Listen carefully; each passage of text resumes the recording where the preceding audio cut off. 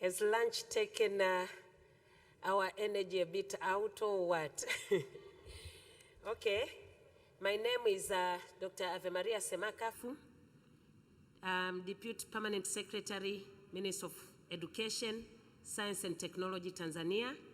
But for this session, I'm moderating these three ladies here who are going to share with us their experiences in testimonies on women in STEM, challenges and perspective.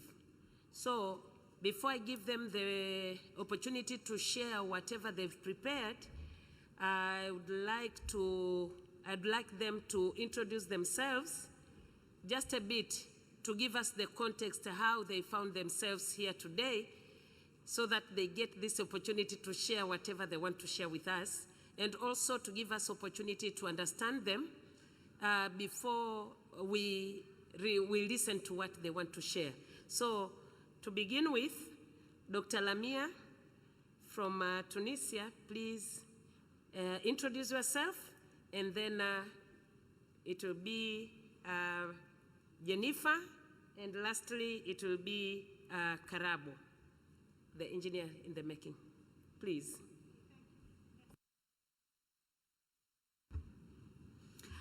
Je suis Lamia Fourati, maître de conférences en télécommunication à l'Institut supérieur d'informatique et de multimédia. Je suis une femme tunisienne, mère de 2 enfants. J'ai fait une carrière en STEM, essentiellement mathématiques, technologie, et chercheuse au niveau du centre de recherche en numérique à Sfax en Tunisie. J'ai fondé mon équipe de recherche pas à pas, tout ayant une conviction que si on travaille, on peut arriver. Donc il suffit de viser des objectifs et travailler pour atteindre ces objectifs. Je suis lauréate du prix Kaomi Nkrumah 2016 sur la région de l'Afrique du Nord, et j'ai obtenu ce prix grâce au travail, à ma conviction qu'avec le travail on peut atteindre tout ce qu'on veut. Et merci. Thank you, Dr. Lamia. And now we are going to Jennifer Cotter to share with us. Good afternoon. My name is Jennifer Cotter. I'm a program officer at UNESCO Dar es Salaam office. My main responsibilities are inclusive education and girls empowerment and young women through education. I'm a curriculum developer. Okay. Good day to all. My name is Karabo Mutsidisi Utla. I am a candidate graduate engineer from the University of the Witwatersrand. I am here in capacity of a beneficiary of a non-profit public benefit organization called WomEng that empowers, ignites, and celebrates girls and young women in engineering. As capacity of being a student back in high school, I volunteered for a weekend workshop, and 6 years down the line, I am a graduate engineer, and I'll be just here just giving you strategies of how I was attracted and why I still remain in STEM. Thank you. Okay, please give a clap for my participants here just to encourage them. And I think today we are going to listen to the sharing of our colleagues. I remember in the morning we were told that today's methodology is a bit different from the way we are used. Normally when we go to conferences, we expect to be looking at the PowerPoints, having, I don't know, group discussions and things like that. But we think maybe we need a different approach, and that's why we use the case studies our colleagues are going to share, and then we try now to all together share what we have and jointly propose the way forward. So what I'm going to do, I will invite first Karabo to start sharing, to allow her to share her experiences, and then I will continue with the rest. As we see, she's young, and I don't want to be seen as, marginalizing the young. So we are going to start with the young one, and I'm sure she's energetic, and she will wake up us, she will assist in waking us up after the lunch fatigue. Karibu.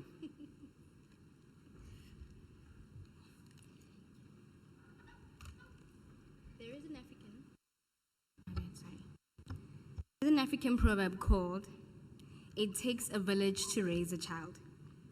This story is of a young girl coming from industrial town of Vereeniging to a civil engineer because of becoming a melting pot of many potters' hands.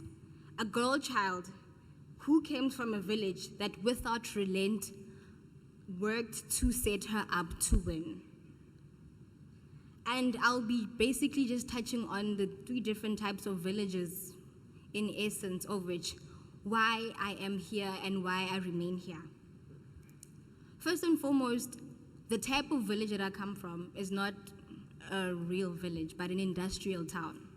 It's a town called Vereeniging, forming part of the PWV Basin, which is the Pretoria, Witwatersrand and Vereeniging Basin. It's a power town. It literally powers the whole of Gauteng, but many people don't know that. And it literally makes sure that we have water in Gauteng. It makes sure that all the oil refineries and all the coal power stations like Eskom and Sasol have enough beneficiation to actually allow the economy to boost. Where I lived, down this street, there was an electrical, a mining, a mechanical, and a civil engineer, both 4 to 3 houses down respectively from my street. And now to come to think about it, all my teachers, maths and sciences, were all females. And hence why the idea of being a woman in STEM was not one that was very foreign for me. It is this very subtle activism that made it so familiar that I did not think twice. I was apt, I loved maths and science, and I knew that I could make a difference in society just by applying what I know. That also, there was another hut, which was government itself. Government in their SDFs or in their NDP plans made sure that Vereeniging was a specialized town. It was a town that literally had all the activities actually give back to society. It was a town that created technicians, artisans, and engineers. And so they made sure that that remains what it is, and actually gave and funded all the types of science fairs from bursaries. I stand here because of government giving back to a bursary, and hence why I use that bursary to study further on. But most and foremost, the family hut. I was born to parents who struggled to have a child, and so when I came about, I was not frowned upon. I was not just a girl. I was a child, and I was the future, and they all put their dreams in my hands. Meaning that I was privileged to a set of freedoms that not many kids my age or my gender get to have. It meant that me being a firstborn child, I would become a leader. I would not be withheld of knowledge and wisdom, and that's what my parents decided to do with me. My mother, being a career woman, she understood the type of realm that I will have to play and have to play in. I was going to have to be a career woman, but at the same time, I would not have to be the person who would forget about the so-called domesticated duties. So in essence, being a girl in STEM is a girl who has to work overtime.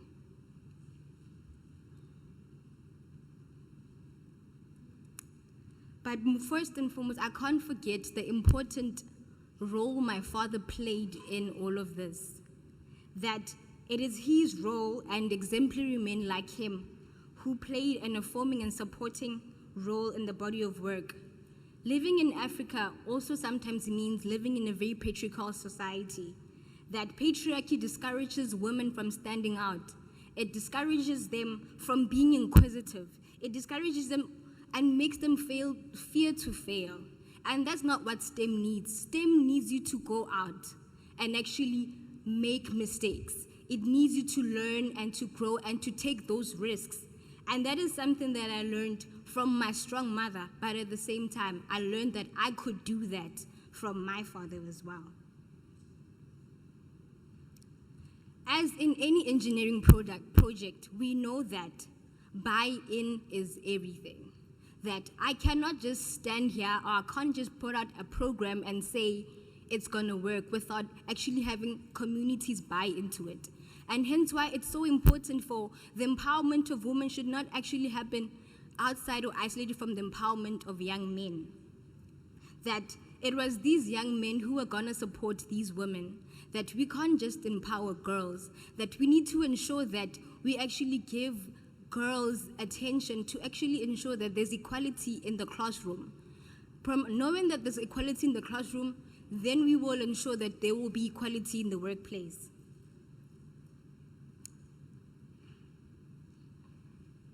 The university had.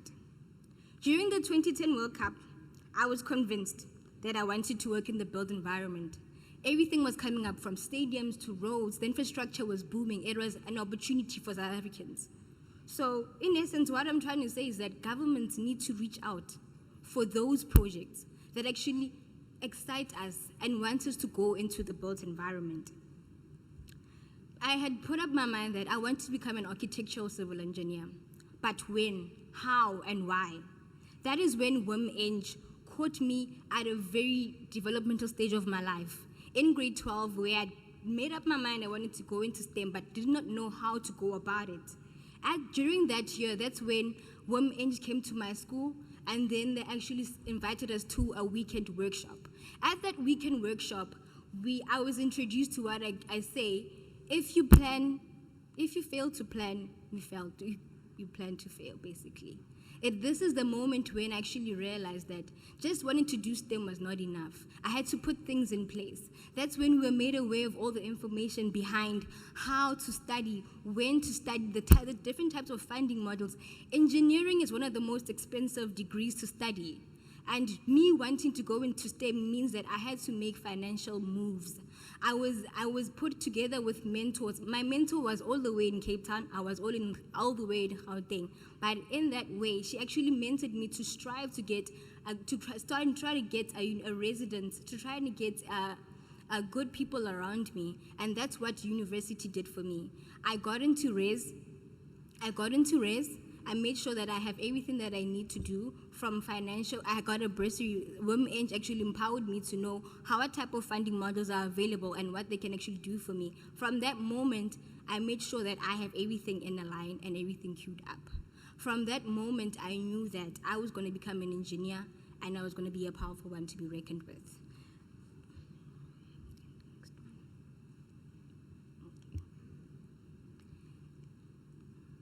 In university, it's very, very competitive, very, very difficult.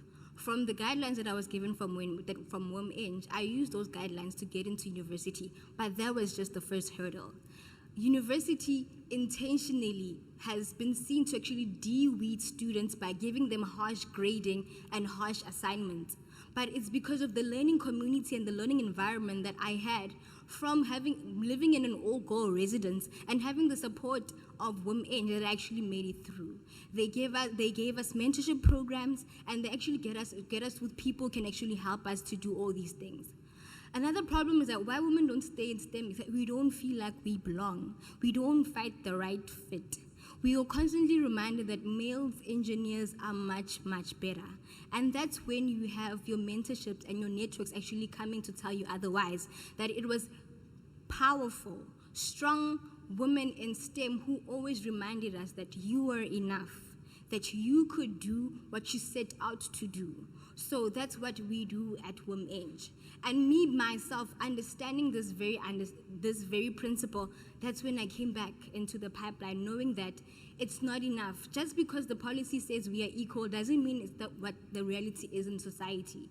Is that we need to make social paradigms. Those things need to change.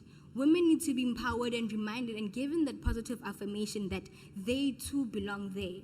And most of all, actually put all these and implement all the systems in place to actually ensure that they remain there.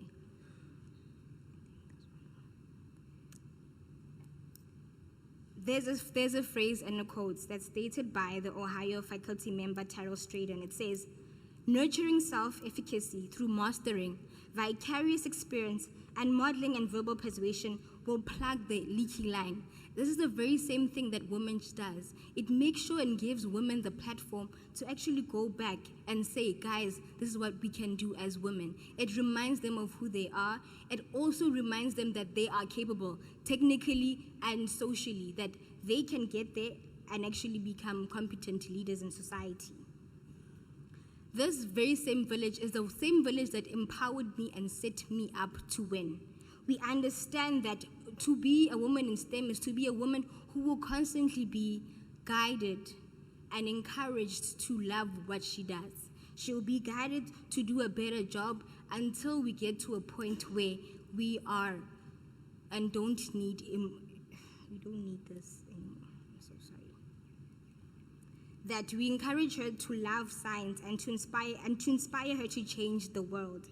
That her presence brings a different creativity. It brings innovation. We would not know that the blueprint of the pyramids of Giza might be in the back of an African young mind, and that African young mind might be a woman. And so we need to remind her that she is brilliant too, because our words have a huge impact. Thank you.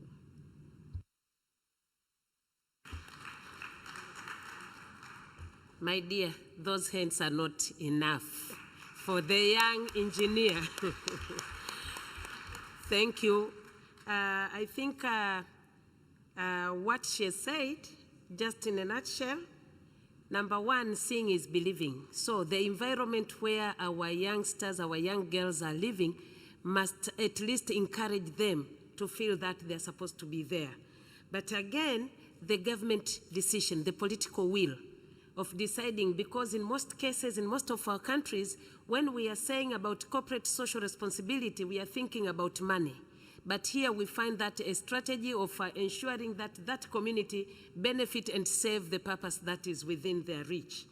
Also, the support of the parents and the community. I think this is what we have been also touching in the morning, the realities. What is the realities of our communities that needs to change so that to allow or encourage the girls and young women.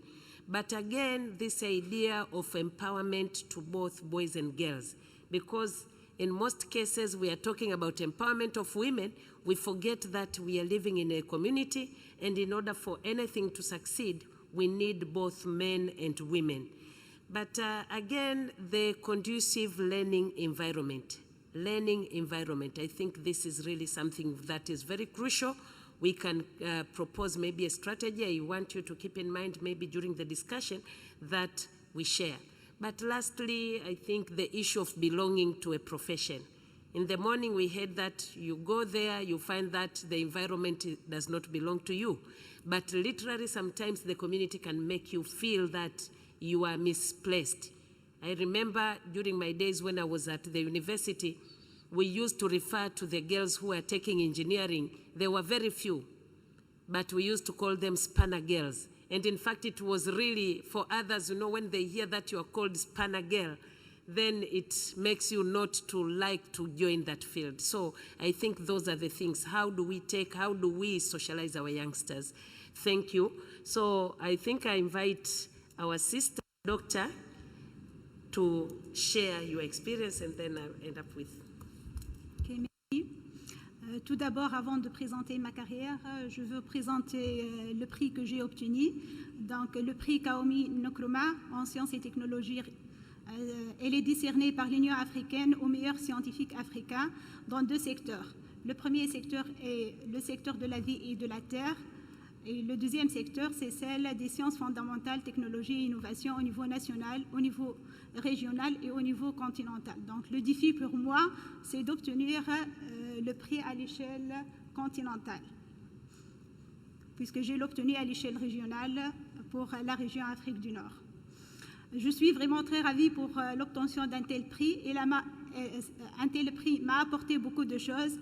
Essentiellement, donc, c'est d'être discerné au niveau de mon institution et essentiellement d'être le modèle de la femme qui a mis des objectifs et qui a travaillé malgré donc, les ressources financières pour faire la recherche, mais elle a pu se distinguer et elle a pu donc d'obtenir une telle distinction.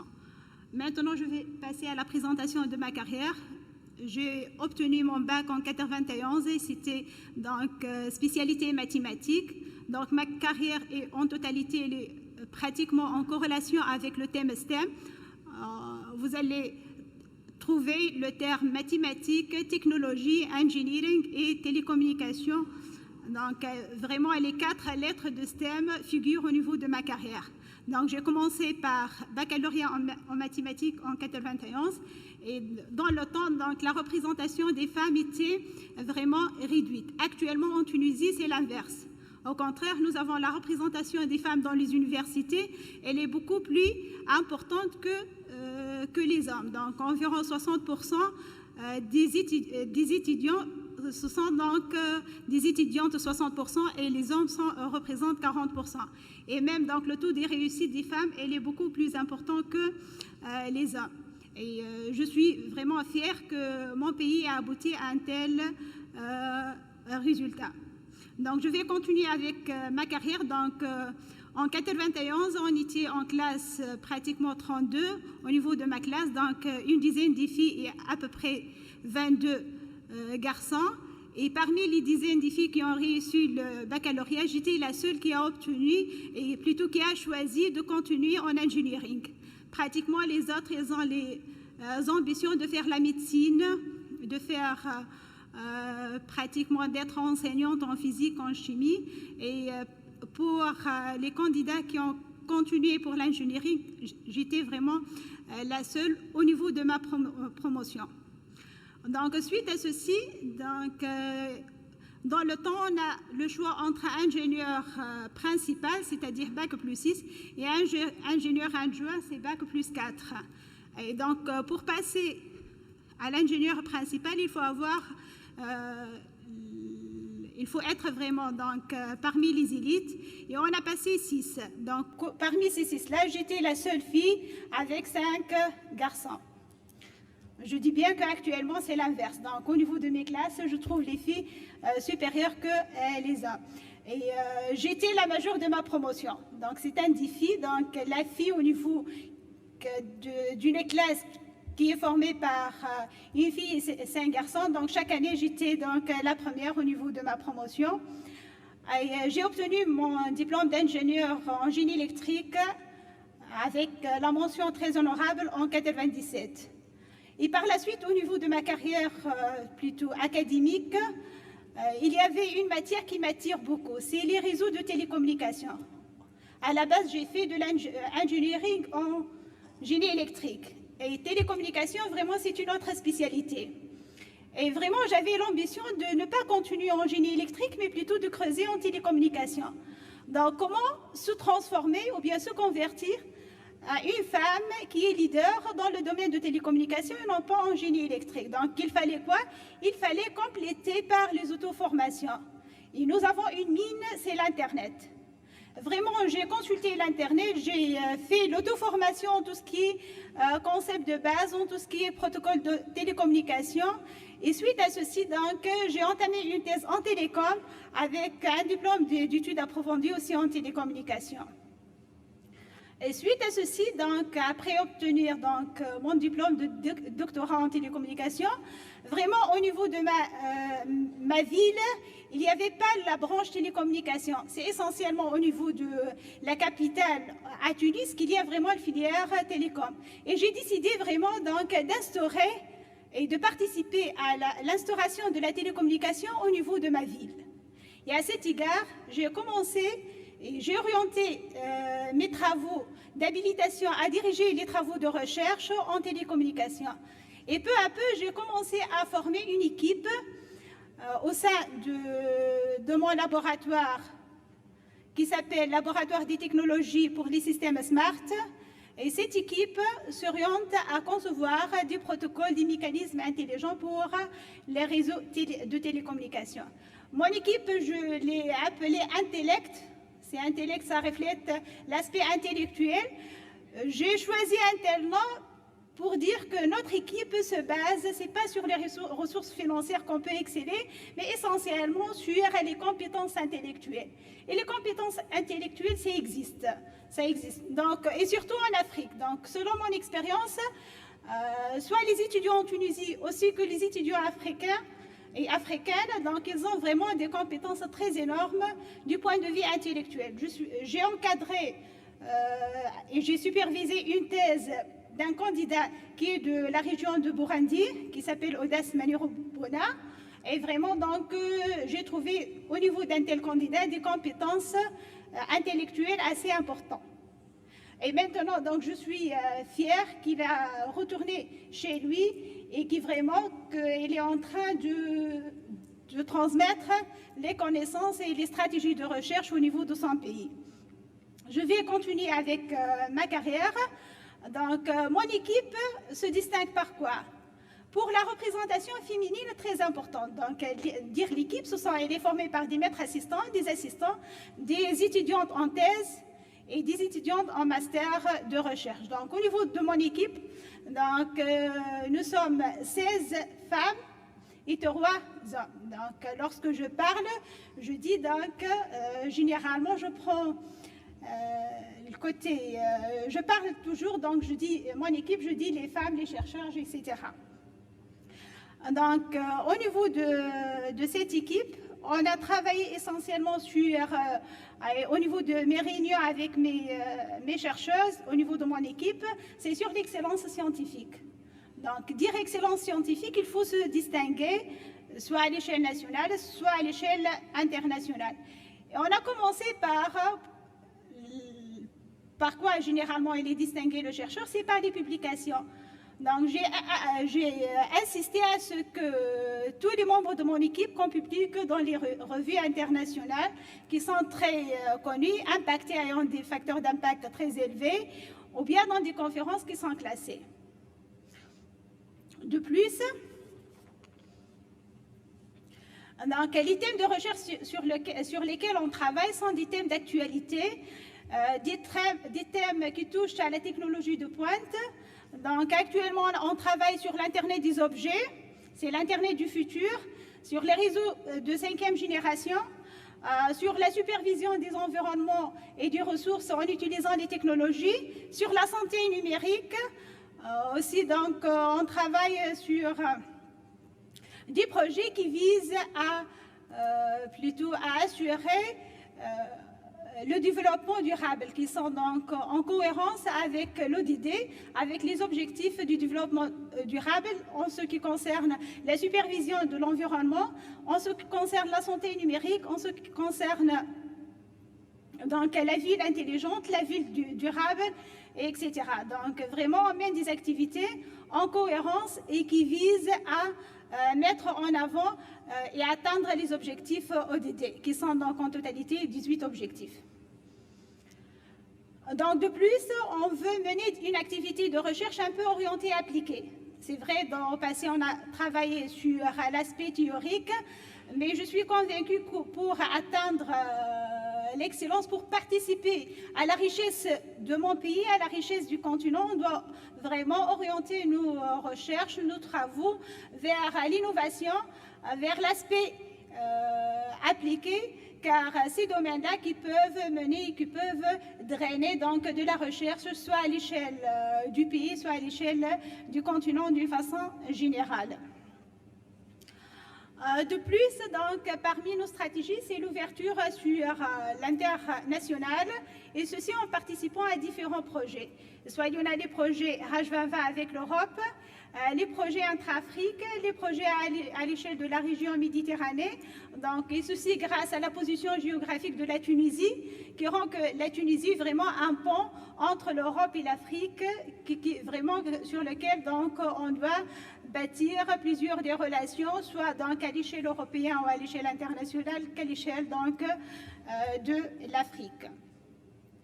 Donc, je vais m'arrêter à ce stade-là et je vais par la suite prendre la parole pour donner ma vision sur les solutions et les stratégies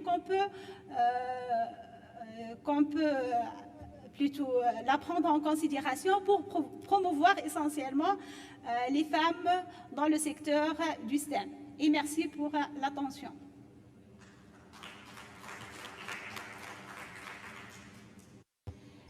Thank you, Dr. Lamia, for your presentation. I think we have seen, we have a young engineer and we have a very successful lady on our right to convince us that it is possible.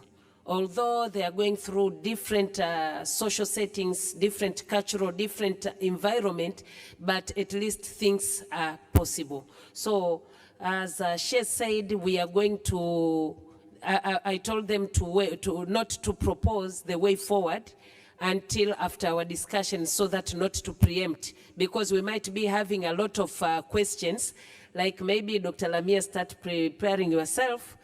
How was your community, the society, saw you? You know, the way they regard you when you decided to opt, the only girl going for engineering while your colleagues went for medicine or something like that. Is the government doing something to support this move of ensuring the girls to join science and engineering and that field? So this one you'll discuss during the last 5 minutes which we have discussed. So I started by two scientists.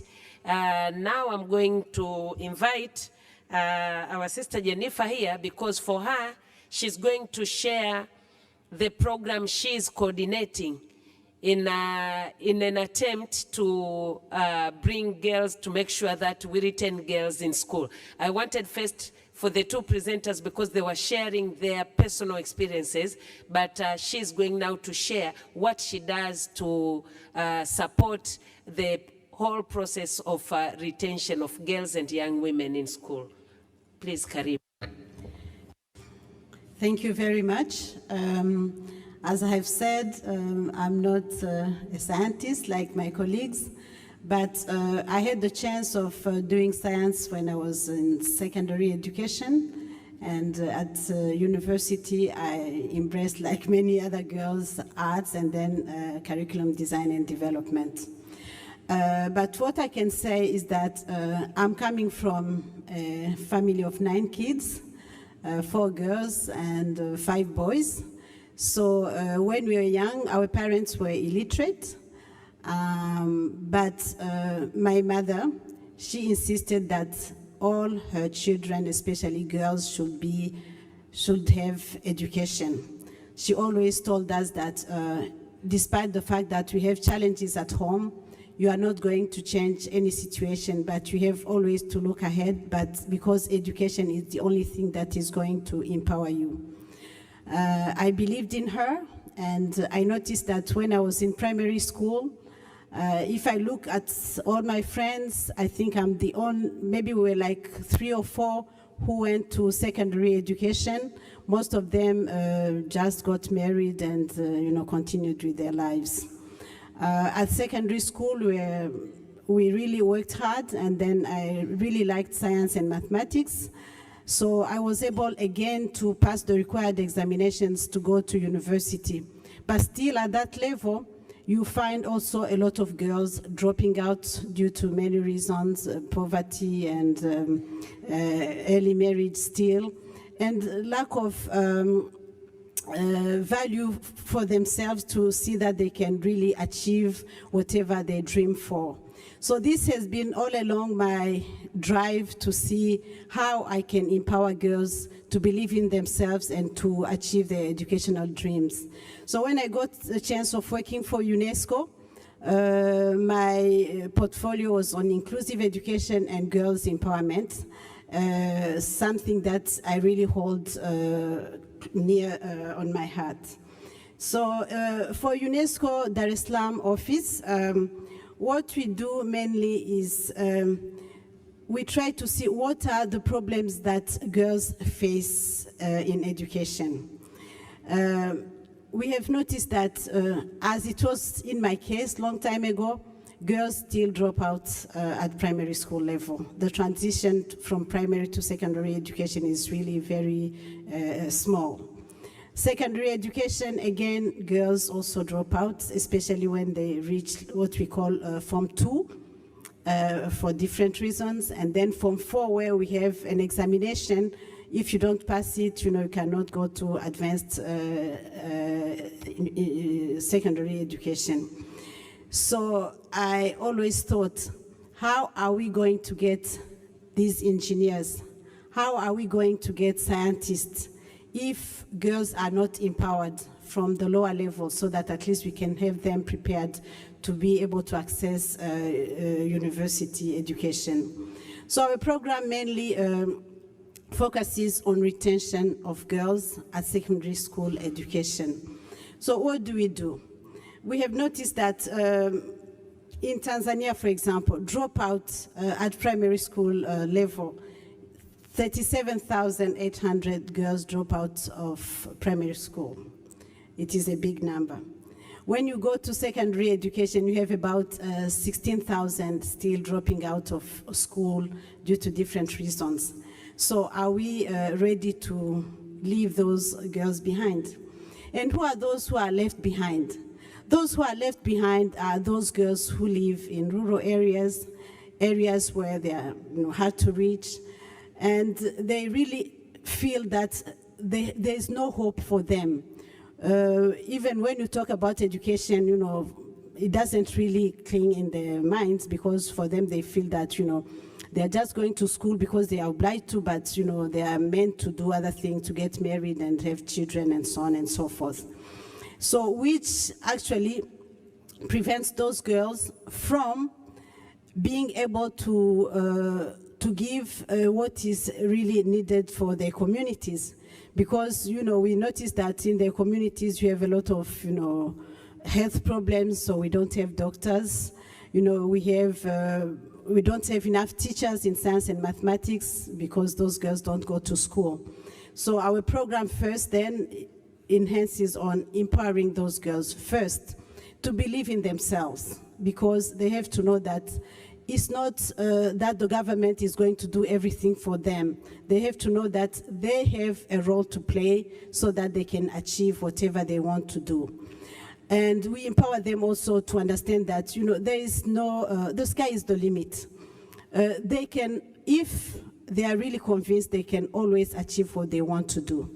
So at the same time, we work also with teachers. In rural areas, because of the conditions, many teachers are not really interested to be there. So you find that some of those schools, they don't have enough teachers. And then even the teachers who are there, it's very rare to find teachers who are specialized in science and mathematics. So if we are looking for girls who are going to do science and mathematics, and we don't have the teachers there, where are they going to come from? So we work also with teachers.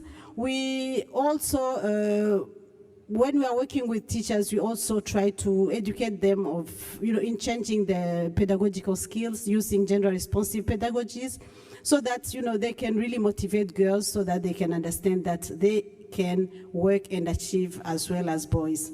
Because when we talk to some of the girls, they always feel that, boys are more naturally endowed to understand science and mathematics, which is not true. Then at the same time, we work with communities.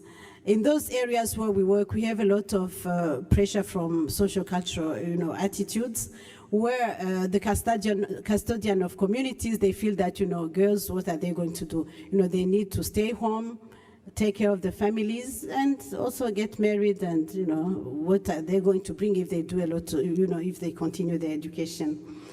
But that is mainly the kind of programs that we do to support girls. We work with education officials the Tanzania Institute of Education, for example, for curriculum development, curriculum that is gender responsive, curriculum that, takes into consideration those issues that I have mentioned. But at the same time, we try also to see how we can support the government to reach to those girls who are really far and in the villages.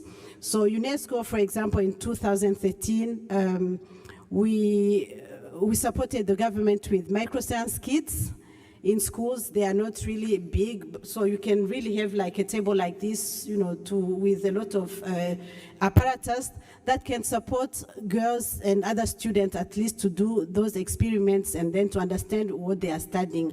Because we have noticed that, most of the students, they fail in science and mathematics.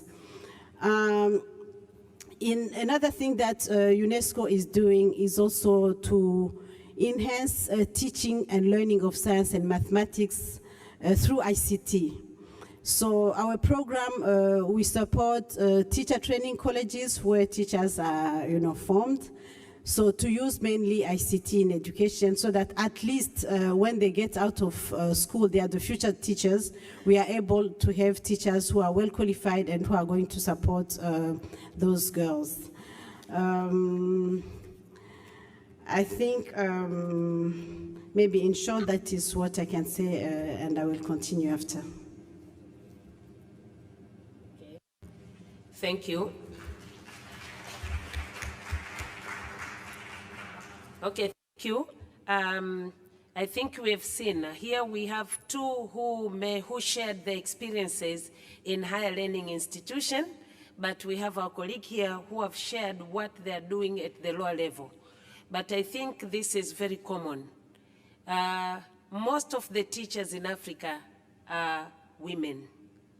But these are women who are not encouraged to study science, but mostly to just take science subjects, art subjects.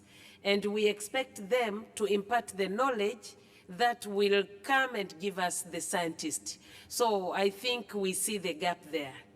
You have somebody who is not a science person, but we expect the output, the product to be science. So when we are trying to debate the issues here, I want us to balance. Yes, we have this situation in higher learning institution, but what is it, the mechanism down here at the primary level that will ensure or need to be done so that to ensure whatever the output in or the outcome in the higher learning institution is positive.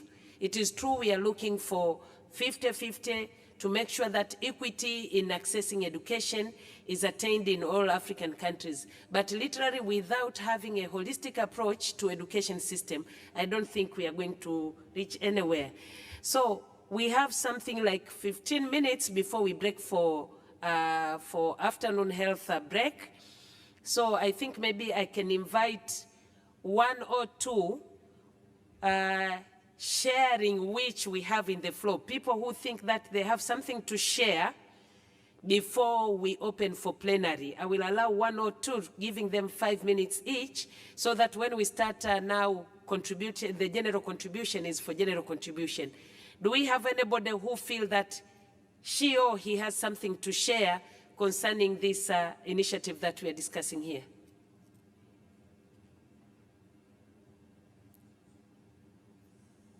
No? Okay. Then, if you may allow, I think I will allow now I'll open the plenary for discussion. We have some 15 minutes. We'll start with that one. Then we break for health break, and then we come back and complete the discussion.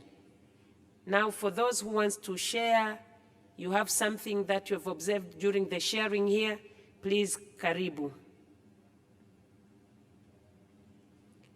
There was somebody in the morning who was given this afternoon that she will share. I don't recall her name, but she was from somewhere. Maybe if she can open the floor. Yes.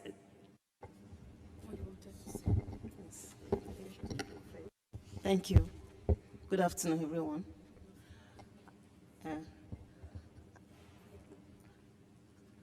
I was saying that as a teacher, I taught for 15 years in Nigeria. So I discovered that our girls are interested in science, technology.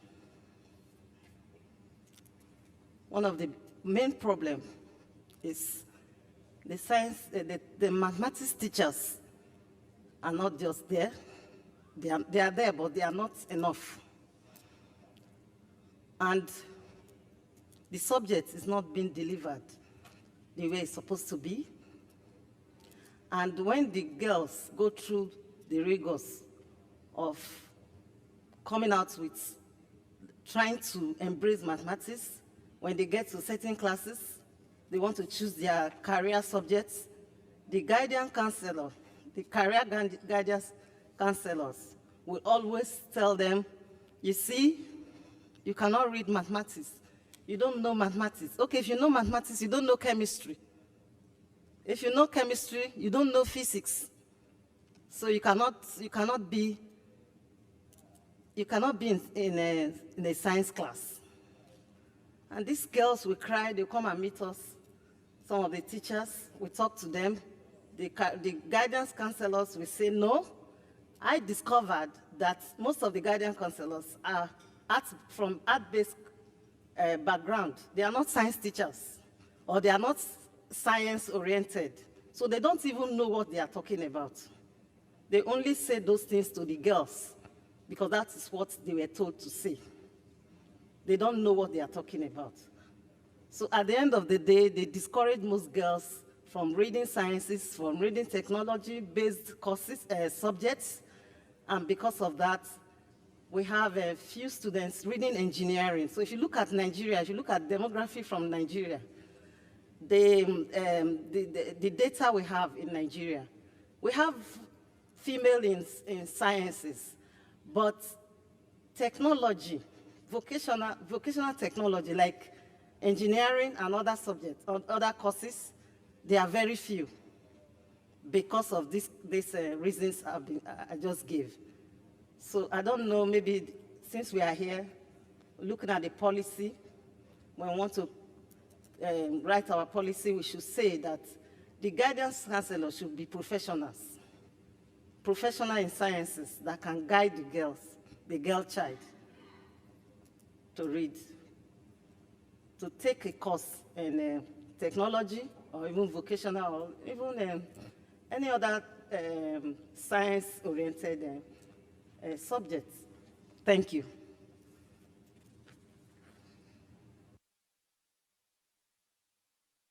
Number 1 and number 2, and then number 3, okay? Okay. Merci, Madame.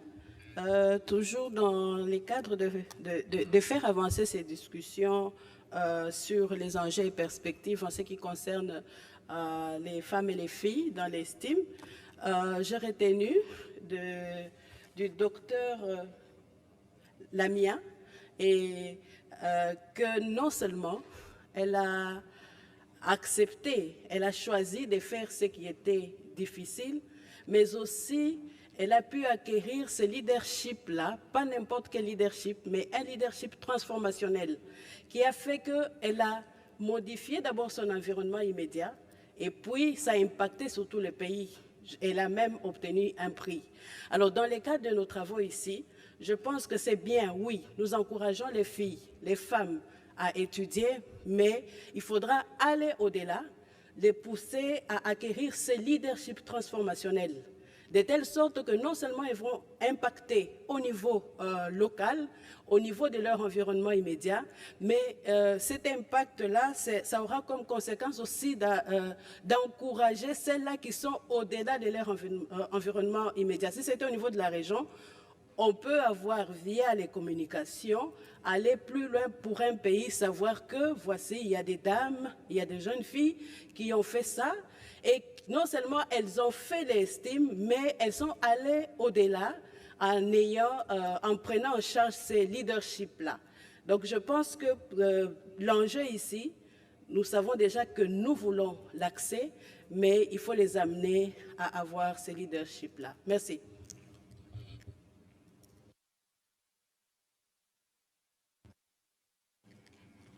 Thank you.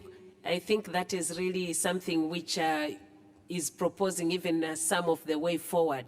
We are here talking about encouraging girls' science and technology to be there, but literally what is it that we are doing in our own countries, in our own environment, that could at least add a value? So you are talking about the award. Maybe we can create some sort of competition within our nation framework, and then to encourage girls to participate in that one. Maybe it will be a motivational factor, but that one we can see in the way forward, what is it that can work for our girls. Number 2 was somewhere there, yeah. Thank you. I wanted to follow on the presentation that has just been done by Nigeria. I wonder if the guidance counselors are properly qualified, because normally what happens in the different countries is that you find that we are using a classroom teacher who is not a professional career guidance and counseling a counseling teacher who does not understand the ethics and principles of issues of career guidance. So in that way, you find us having problems because the person is just a career counselor, is not a properly qualified person. If we can invest in having properly qualified career guidance teachers and carefully assigned career guidance a teacher in each and every of our schools, I think that problem can be solved. Thank you. You are reminding me when I was teaching at the university, we didn't have any counselors because it was believed that there at the university only adults go there and the adults don't need to be counseled. So when initially it started, people were given quick training and it was para-counseling. So I think we are reminded of something that we really need professionals to do that job, so that to ensure that we reach somewhere. There was a third hand, number 3. Yes.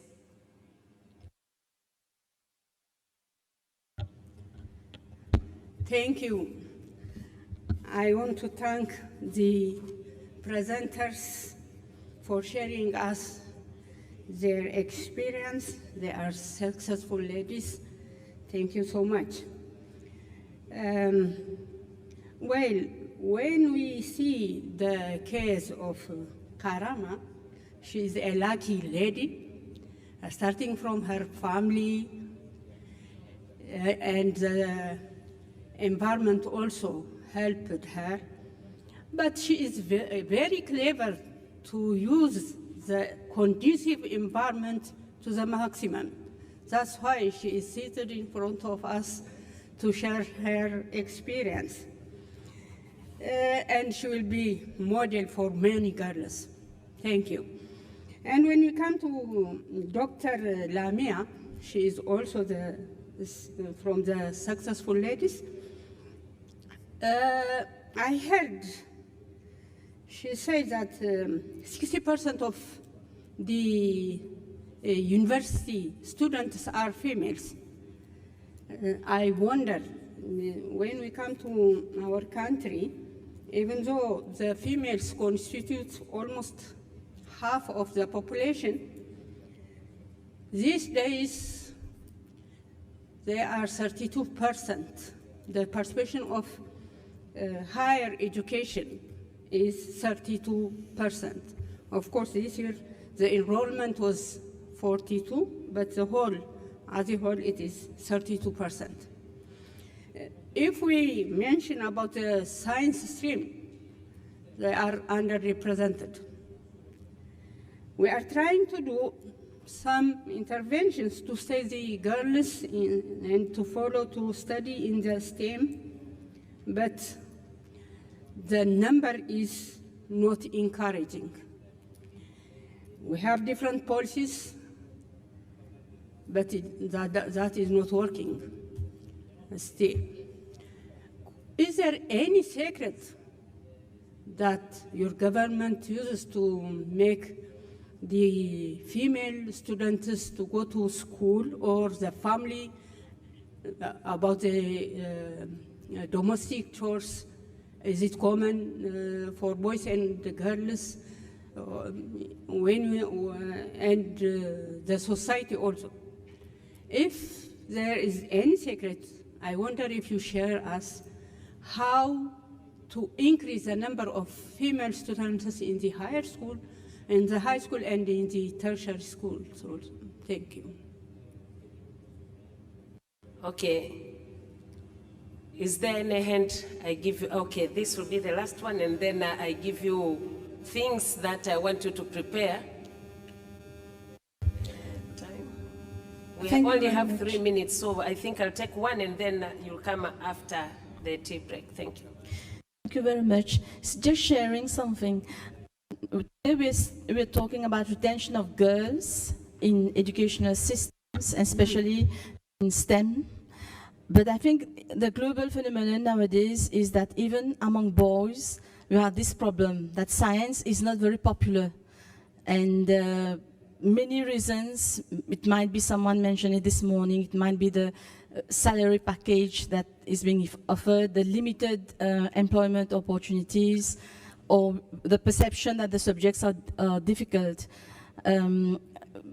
I think that it's true we should try to improve access to STEM for girls, but it's also something more holistic, that is for all students, to see how we have to encourage all the students, boys and girls, to be interested in these subjects, and then focus more, where we see that this is a problem, focus more on girls having access to science subjects, or creating more interest among girls. Thank you.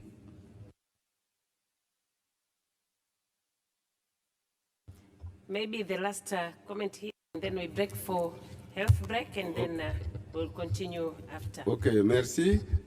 Docteur Son du Burkina.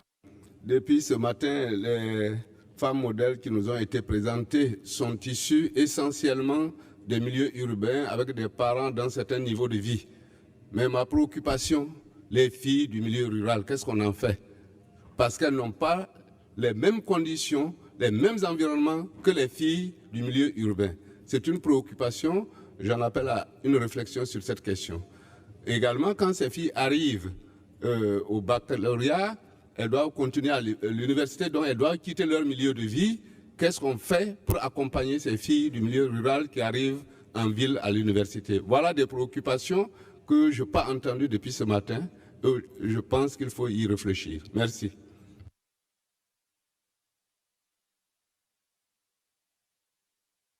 Okay, as we've been told, they are sharing, but the discussion is on us all. So we go for health break because this is our timetable. But when we come back, I would see the way things are, but I would like us to discuss on different government initiatives and how they can be scaled up. I think in the morning, the issue which our brother from Burkina Faso is sharing was raised. We are having, because it is a kind of a class issue, I'm sorry to say that, even in my country, Tanzania, when we are talking about access to education, you'll find that it follows certain lines.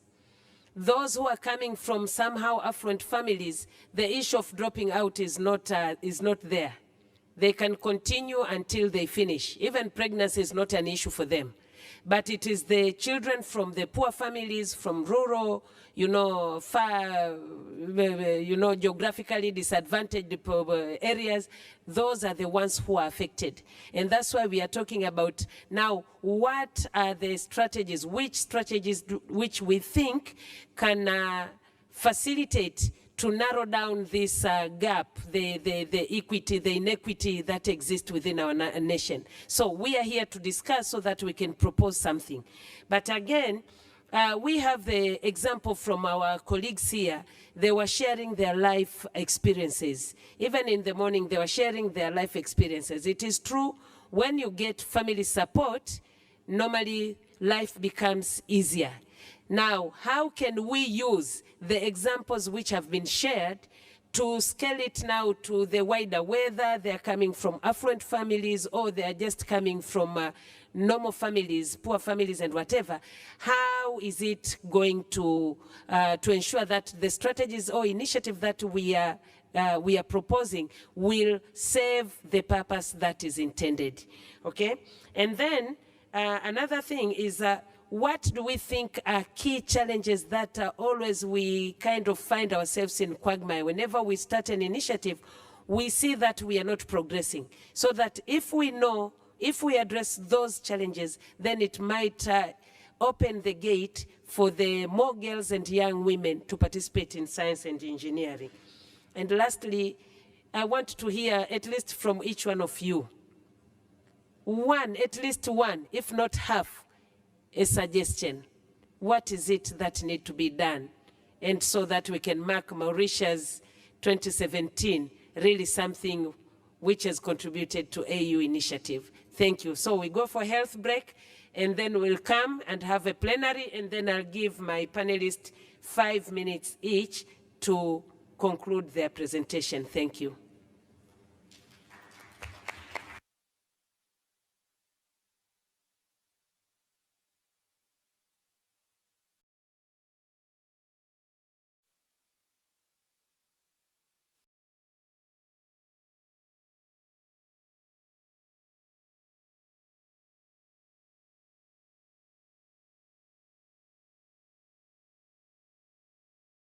Whatever, to refresh ourselves.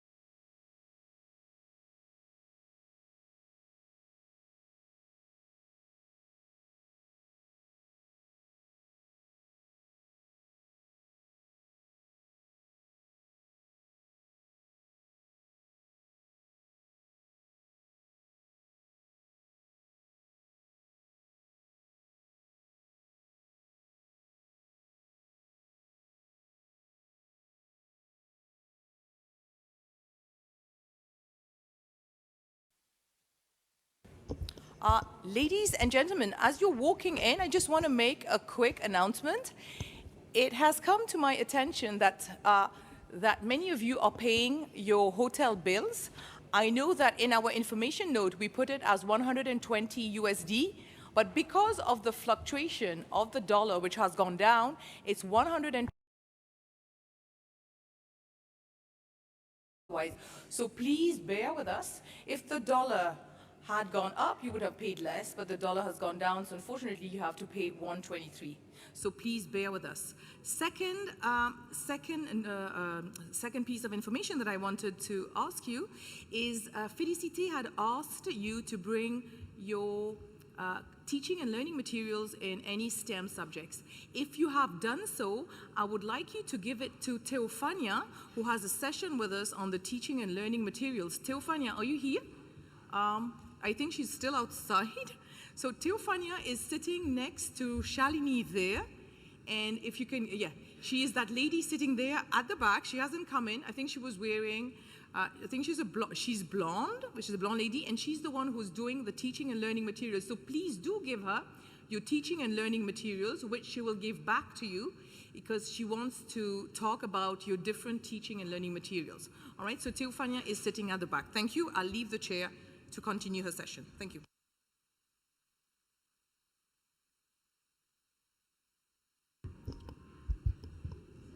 Thank you. I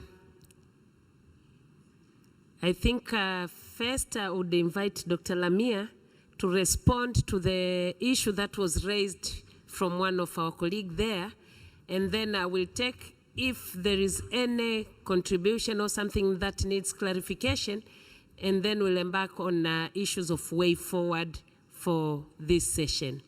So, Dr. Lamia, please. Okay. Merci.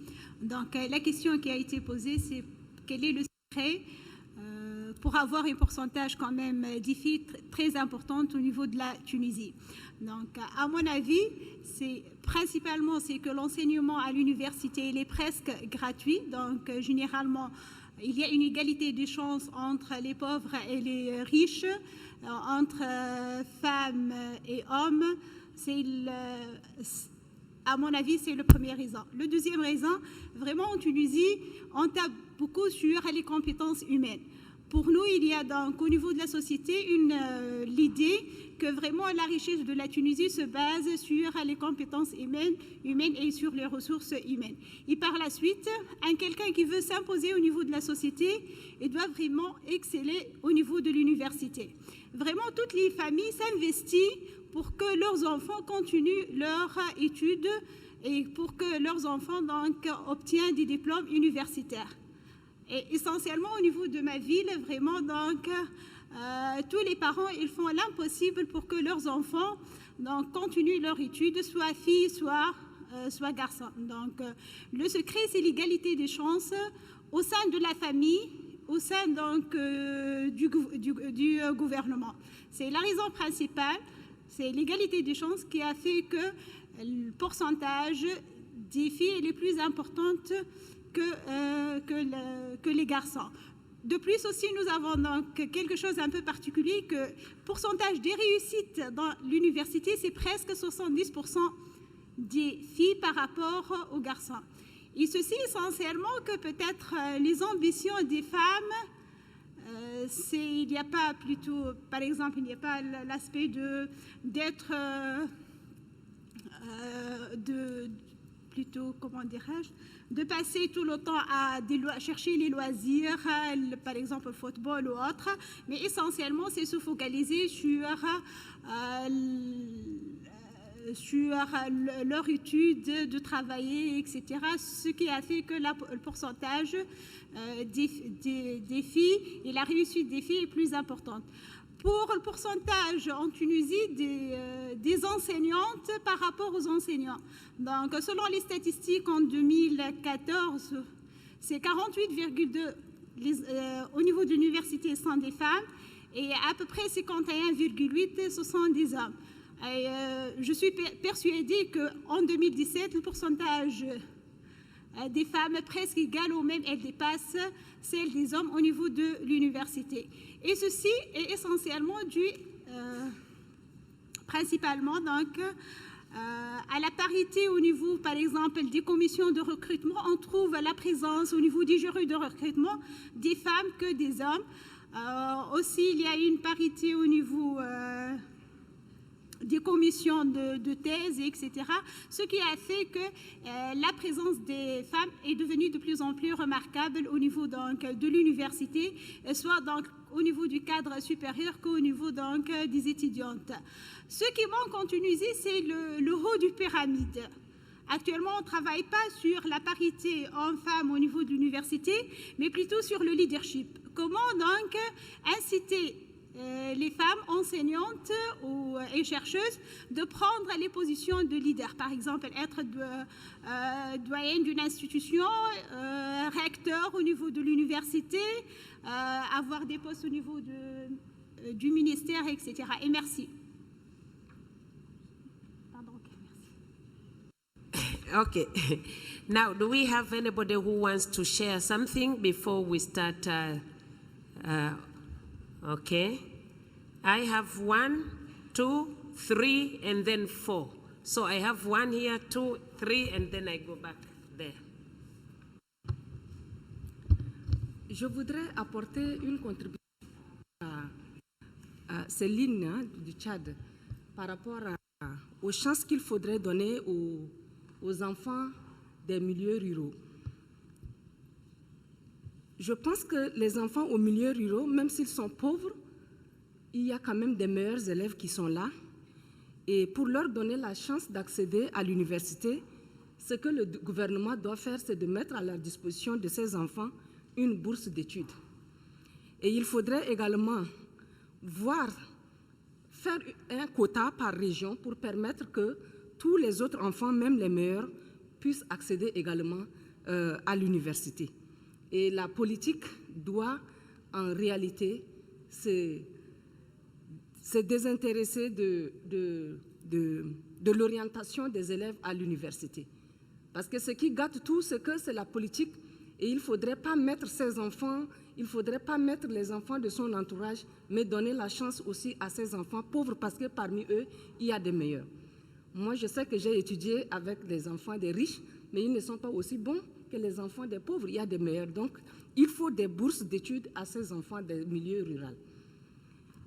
Et également un quota de répartition de manière égale pour que tous les enfants puissent accéder également à l'université. Merci. Okay, thank you. I think that is a recommendation that one of the way forward, that the government need to have an equity-oriented initiative to ensure that the marginalized groups also are reached out so that they benefit from the education and whatever initiative that are designed to assist girls and boys in our education system. Number 2 was somewhere. Yes.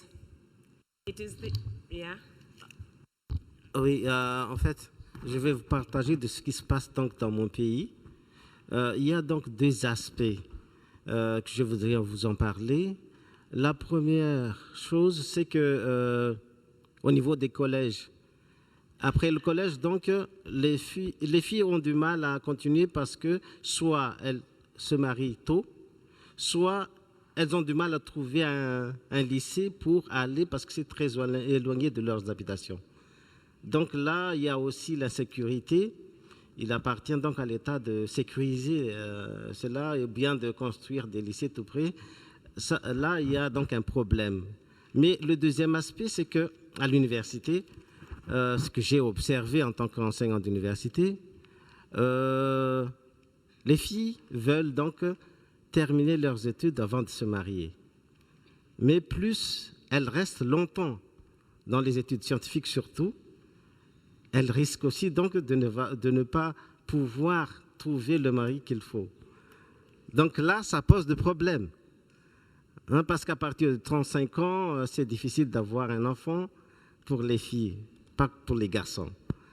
Et d'habitude aussi, dans la vie quotidienne, on traite les filles, ou bien les femmes aussi, de manque de rigueur. Par exemple, s'il y a quelqu'un qui conduit mal une voiture, on se dit, il conduit comme une femme. C'est-à-dire, là, il y a psychologiquement un traitement qui n'est pas bien. Et lorsqu'on fait dessus donc l'étude scientifique, on cultive la rigueur. Plus les filles ont de rigueur, plus ils auront du mal à trouver de mari parce qu'elles établissent beaucoup de critères. Donc, ça leur devient très difficile de trouver un mari. Surtout, disons, après plusieurs années d'études, elles réussissent par exemple à avoir master ou bien doctorat, ça devient très très difficile de trouver aussi de mari parce qu'il y a la rigueur qui est déjà cultivée. Donc là, c'est un peu complexe à résoudre ce problème. Merci.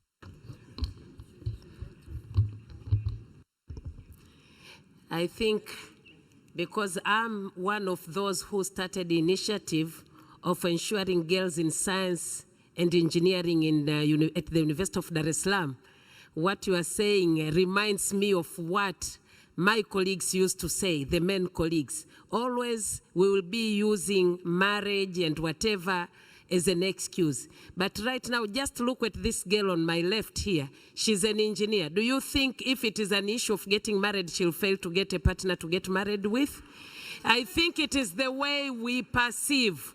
Let us get out of that box and design something that will ensure both boys and girls benefit from the national cake of getting education. If they want to become scientists, let them become scientists. Let us remove the barrier.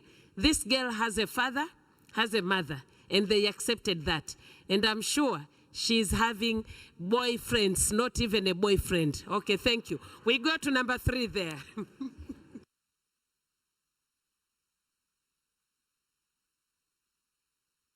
Merci, Madame la Présidente.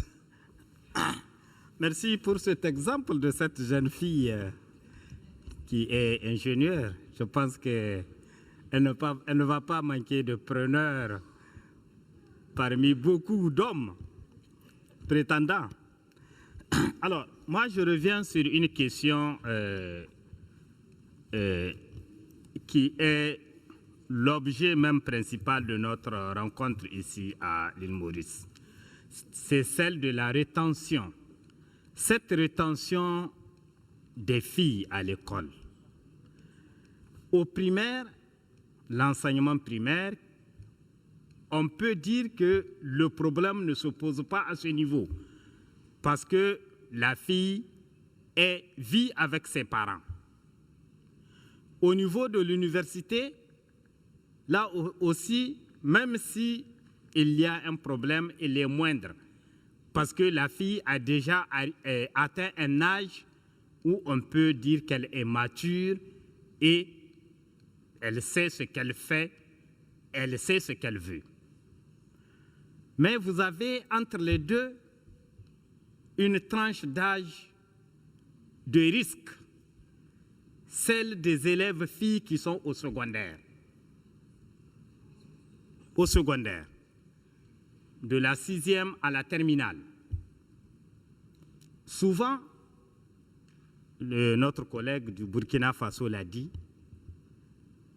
si ces filles-là, en quittant leurs parents, doivent venir dans une autre ville, il y a un problème de sécurité qui les guette.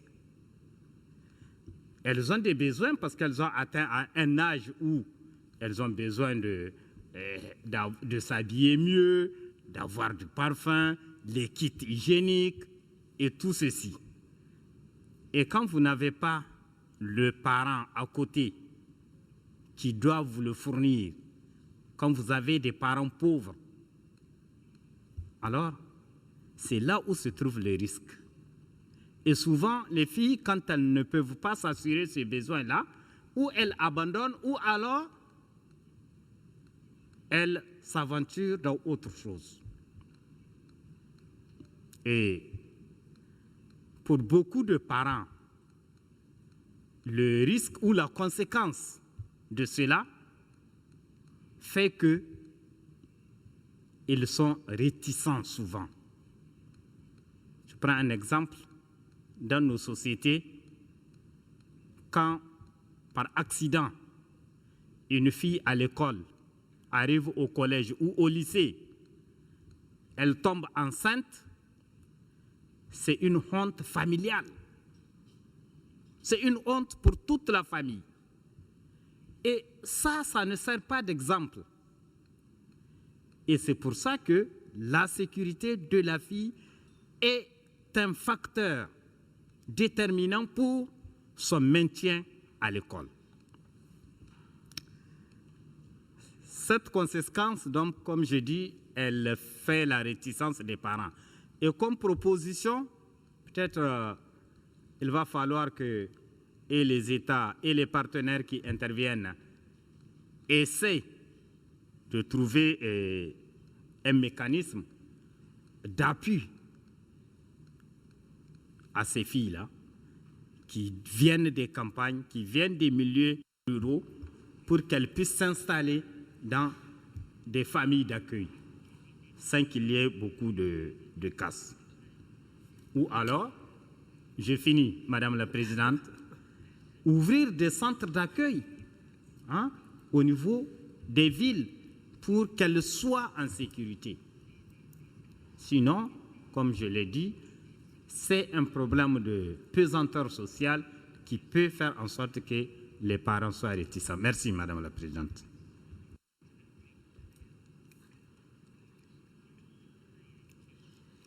Thank you. But I think we were supposed to propose solution, what needs to be done. When we are saying the girls are at risk when they stay, are we afraid that the lions are out there and leopards were watching, were looking for them? It is we. So what is it that we think the community needs to be done? Because it is a way forward.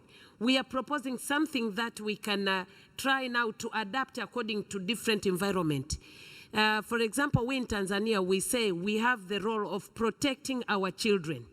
So the protection comes from us. Which initiatives that we think will be operational. So please, let us now concentrate. While you have your situation back home, which is relevant to your environment, try now to see what is it that the government can do. What is it that we think that families can do? And what is it that we think we as African Union can, start design maybe a common adaptive strategy that each country will be adapting according to their own situation. So I expect now all the cards which I'm seeing up will be proposing something. So round 2 will be, my sister there was number 1 at that table. Can you have your cards so that I give you number? Okay, this is number 2, number 3 at the back there, number 4, number 5 and number 6, okay? Thank you very much, Chairperson. Mine is a proposal that if we want girls into science-related education, then we've got to make the investments. And when we talk about the rural areas, it means that we need to invest in schools where these girls are in terms of improving the facilities, in terms of improving the delivery, by training the teachers, but also in terms of motivating these girls into science-related education. If we don't invest, we will not get where we want to go. So we need to put monies where these girls are. Thank you very much. Thank you very much, Moderator. Actually, 2 issues have already been mentioned. The one I was looking at the issue of using quota system for rural schools, and the second one is the investment. But the third one is involving men in gender mainstreaming, because most cases I've discovered, or we have discovered, that when we are discussing issues of gender, I'm happy that here we have good men, but there are times when if only women are involved. As a result, this is giving us a setback where we are going back, because it's the men whom we are talking about that sometimes they would make us not to progress.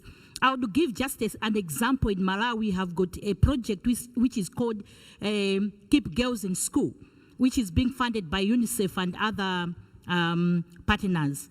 Then the girls there, they're given some provisions. They are given money, more especially the rural girls. They're given some money to take good care of them, the sanitary, whatever. But then what is happening is these ladies, when they're given such, because they're from rural areas, they become attractive to these men. As a result, they're getting pregnancies. Yeah, so it's like you are introducing a strategy which can give the girls, because my brother over there, he talked about girls, maybe they go out, they go to university where they find that they don't have enough, and maybe they want to find some monies from these men. But I'm talking of the issue, intervention, where the money is being provided to these girls. And the men are saying, you know, these girls now, they're looking beautiful, so they need to get married. So we need to involve these men for us to progress with whatever we are doing at every level. Thank you very much. Thank you, my sister. When we are talking about involving men, remember that we are all living in the same world. So I was expecting that for you to say, we need also, while we are talking about expanded access for girls, but we need also to see how the community gets out of the box. You know, we are only looking that if the girl looks like her, the only place fit for her is in men's bedroom. So let us try to think the other way around, that whatever we are doing, let us look at the social and economic cultural condition that exist, and then address those ones together with the expanded process. Okay. Okay, Chair, a minute. Yeah. I was going to that, but because of time. Yeah, because even the boys do complain that in most cases, we are just focusing on them. So it's like punishing the girls. Thank you. Okay. The one, back? Yeah, thank you. I think one of the strategies that we really need to discuss around is also strengthening this interministerial coordination around STEM, because it involves the Ministry of Education, Gender, ICT, Science and Technology. So that kind of mechanism is very important to be in place. The other thing that I would like to recommend is we really need to approach STEM in a multidisciplinary way. That's mostly, the girls should also be, given the opportunity to be engaged in life skills and different parts of, that involves their real leadership, confidence, and a lot of other issues, entrepreneurship skills, so that, when we bring those STEM subjects, we're not starting from the scratch. We're actually starting from somewhere.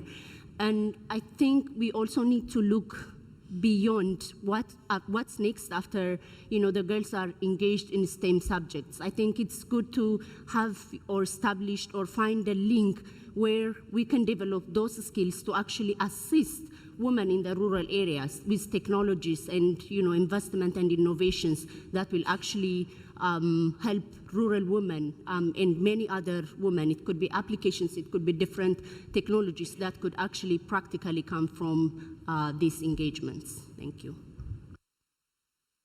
Thank you. At least for you, you went for regional.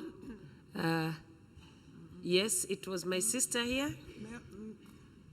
Merci, Madame la Présidente. Je voudrais apporter une petite contribution par rapport à ce qui se passe en Côte d'Ivoire. Nous avons, pour résoudre le problème d'encadrement des jeunes filles qui sont dans les zones rurales et qui, lorsqu'elles sont admises à aller disons, dans le secondaire, en général, il n'y a pas de tuteur dans les villes qui les accueillent. Et le dégât est très, très, très grand. C'est des filles qui tombent facilement enceintes, qui n'ont pas une performance dans les études. Donc, cette situation a fait penser qu'il fallait construire des collèges de proximité, c'est-à-dire des collèges de petite taille et qui ne sont pas trop loin je ne dirais pas des maisons, mais en tout cas des régions où les parents habitent. de sorte que l'encadrement de ces jeunes filles-là soit beaucoup plus rapproché. Je dis jeunes filles, mais c'est tous les enfants ensemble, et je trouve que ainsi, les enfants, garçons comme filles, seraient mieux encadrés, et particulièrement les filles qui sont plus vulnérables. Donc c'est une expérience qui est en train d'être, même, je ne dis même pas expérience, c'est en train d'être vécue. Il y a déjà 29 collèges de proximité qui ont été construits. Il y a 300 qui sont en projection. Hein, et c'est déjà vraiment, je vais dire que c'est même pratiquement en construction. Donc on peut dire que d'ici 3 à 5 ans, il y aura beaucoup de collèges de proximité et on espère que l'encadrement de ces enfants, la fille comme garçon, sera vraiment beaucoup plus effectif que lorsque ils sont abandonnés à eux-mêmes dans des villes qui sont loin de leurs parents. Bon, le deuxième point, c'est un concours qu'on organise, qu'on appelle le concours Miss Mathématiques en Côte d'Ivoire, où on fait concourir que des jeunes filles. Et tout ça, c'est pour les amener à aimer les mathématiques, à aimer faire les mathématiques. Et les meilleurs obtiennent des bourses d'études et vont faire des études là où elles veulent. Et là, je n'ai pas les statistiques, mais c'est en cours. Et même, ça fait 5 ans, 10 ans, je crois même, hein, c'est sous le premier président de la République que ça a été initié. Donc, c'est une volonté de l'État même, hein, de faire ce genre de promotion, d'inciter les jeunes filles, hein, à aimer les mathématiques. Et ça se fait. Et c'est vraiment, quand j'aurai les stats, on le fera. Je vous le communiquerai parce que nous voulons faire un retour, un suivi de ces filles-là qui reviennent après leurs études. Merci, madame. Thank you. I think that is a recommendation for the government to take initiative of ensuring that at least the safety passage, because here we are going back to the safety passage. Now let me again give the numbers again. So there was a hand somewhere here, it will be number 1, and then number 2, number 3, number 4, and number 5. Okay? Merci. Je pense qu'il faut qu'on sorte un peu des stéréotypes supposés ou avérés. Souvent, ces stéréotypes, c'est nous-mêmes qui les entretenons. Parce que sur le terrain, même en milieu rural, ce n'est pas toujours le cas. Donc, nous qui sommes chargés de mettre en place des stratégies, il faut qu'on sorte de ces stéréotypes. Qu'on ne les pose même pas parce que ce n'est pas notre rôle. Ça, c'était le premier point. Deuxième point, je voudrais dire que l'Afrique, je ne crois pas, est le monopole de toutes ces difficultés. Elles sont peut-être accrues en Afrique parce qu'il y a un manque de moyens, l'environnement est difficile, etc. Mais ces difficultés-là, je pense, existent partout. Même dans les pays émergents, il y a quand même des enfants, des jeunes gens, des jeunes filles qui sont issus d'une région et qui doivent aller étudier dans une autre région à des milliers de kilomètres. Donc ces problématiques se posent quand même partout. Et ces problématiques sont résolues de concert par l'État, par les parents, etc. Maintenant, ce qu'il faut, je pense, c'est ne pas traiter les problèmes sous la pression de ce que nous voyons, mais que l'État joue véritablement son rôle d'État. Quand je dis État, c'est État plus ses partenaires, notamment les institutions internationales, etc. Quand on a un État, on a pour mission et vocation de construire son pays. Construire ce pays, c'est quoi? C'est créer les conditions de vie de ses concitoyens, que ce soit les hommes, les femmes, les enfants, les gros, les petits, les homos, enfin tout ce qu'on veut. Un État a pour vocation, en amont, de construire ce pays, de créer les conditions pour la santé, etc. Conclusion, pour l'éducation, c'est pareil. Nous devons soutenir les États. Les États doivent prendre leurs responsabilités et créer en fonction de leur réalité culturelle, comme on fait les Asiatiques. Nous avons une culture, nous intégrons cette culture pour développer notre pays. Donc, il faut d'abord, comme les autres l'ont fait, prendre peut-être des mesures d'école obligatoires. Et si on le fait, ça veut dire qu'il y a une planification qui va avec. Donc, on construit les écoles, on construit bien des ponts, des routes, des autoroutes. Donc, on peut construire nos pays en fonction de nos réalités culturelles pour que justement ces écoles soient dans les villages, les internats soient dans les villages, etc. Chaque pays a ses réalités et c'est à l'État. Et ça doit se faire en amont, pas sous la pression d'un certain nombre de stéréotypes. C'est ce que je voulais dire. Il n'y a que comme ça qu'on pourra faire quelque chose de durable. Merci. Thank you. But let me remind you, even this whole idea of talking about girls in science and technology, we are trying to bridge the gap. You are looking at the gap, and then you are trying to see the inequality and inequities that exist so that you can address them. So while maybe in your situation, rural-urban is not an issue, for some cases it is an issue. And maybe I'll see during the conclusion how we share here. I can share how we in Tanzania, we thought we are trying to do something, only to find that we are subjecting the rural girls to pregnancies. So it depends on the initiative. It is the work of the state to ensure that whatever initiative it starts, it benefits all the population, not only the segment of the population. So let us try to see which can work from an individual point of view and which can work from the national point of view, but what also can work from the AU point of view. So let us just be free and suggest those things. Number two, who was number two? Because I think I started with number one, number two. Okay. Ok, merci madame. Comme disait tout à l'heure ma collègue de Côte d'Ivoire, pour solutionner le problème de distance qui sépare les enfants de des collèges, il a fallu créer les collèges de proximité, comme elle a dit. Au Tchad, nous avons également expérimenté cela.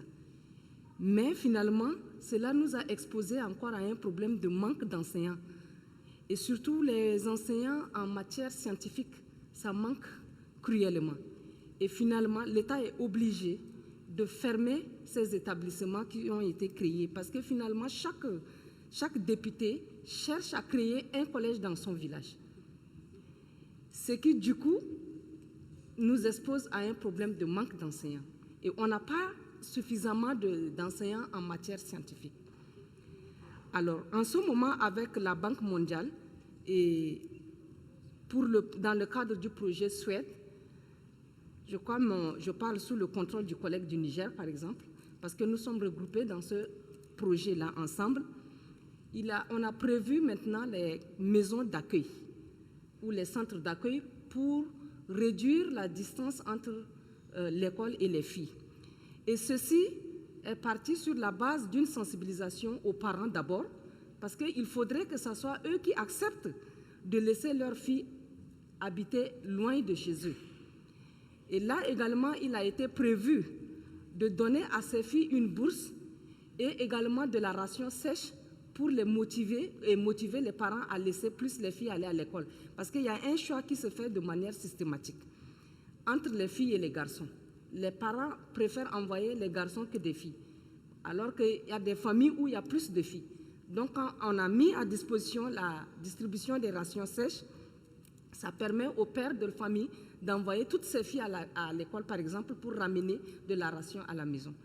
Donc, je pense que ce qui nous convient, c'est de prévoir suffisamment des maisons d'accueil pour filles dans des grands lieux, dans les chefs-lieux des départements ou des régions, pour pouvoir résoudre le problème de distance entre les filles et aussi pour solutionner le problème de manque d'enseignants qualifiés. Je vous remercie.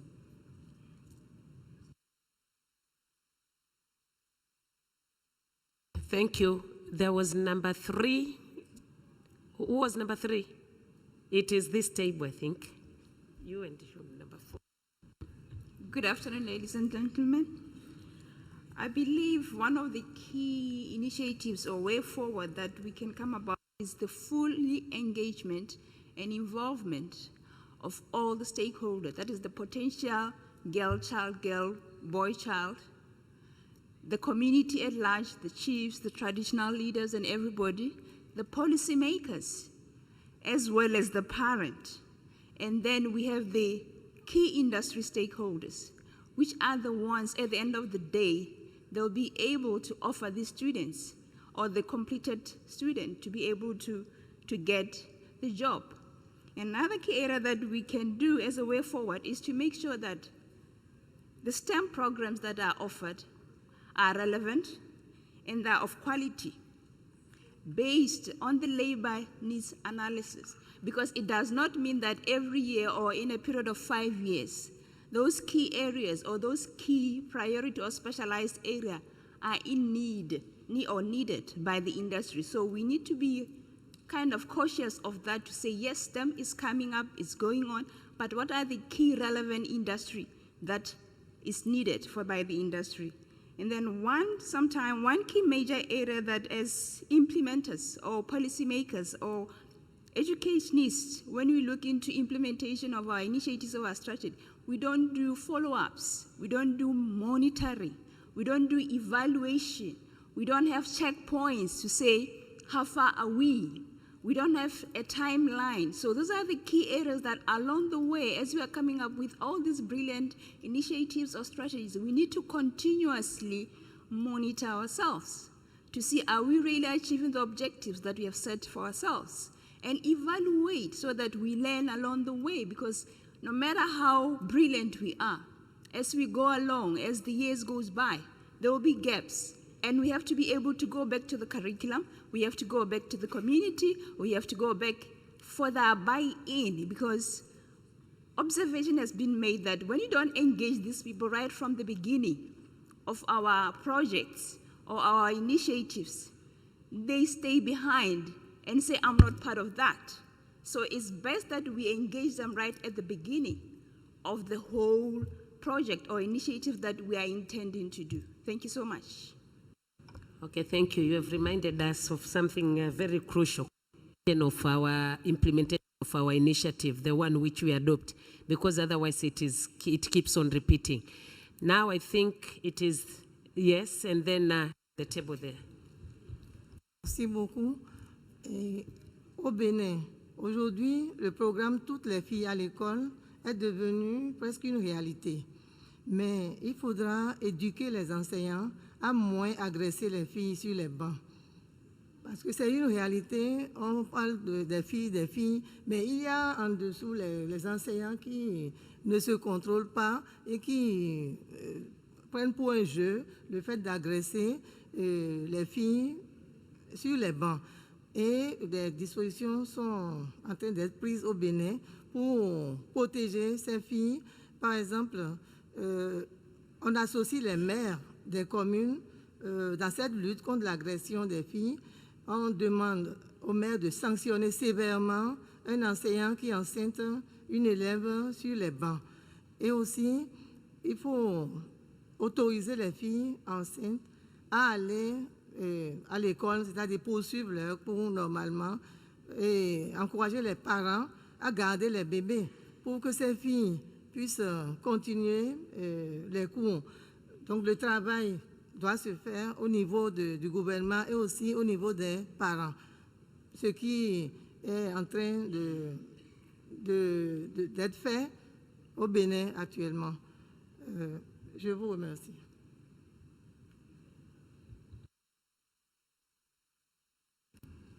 Okay, thank you. I think we are seeing now this can be one of the recommendations, again, is a follow-up, how the community can be engaged in ensuring that access to education benefits both boys and girls. The way of going back to the community while we know the target is girls in education. Thank you so much, moderator. Mine is a straightforward call to action addressed to the governments. We have elaboratively talked about the environment, the conducive environment for girls to be in STEM.